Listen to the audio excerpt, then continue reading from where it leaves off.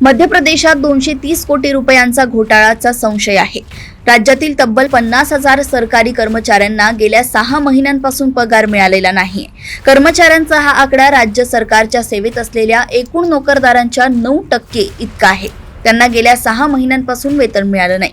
या सगळ्या मागे एखादा मोठा घोटाळा असल्याची दाट शक्यता आहे।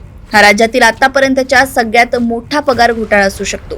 23 मे रोजी कोषागार आणि लेखा आयुक्तांनी सगळ्या ड्रॉइंग आणि डिस्बर्सिंग अधिकाऱ्यांना पत्र पाठवली होती। या धक्कादायक प्रकरणाची चौकशी करण्याचा उल्लेख पत्रांमध्ये आहे। IFMIS च्या अंतर्गत ज्यांचं वेतन डिसेंबर 2024 पासून काढण्यात आलेलं नाही अशा नियमित आणि अनियमित कर्मचाऱ्यांचा तपशील देण्यात यावा।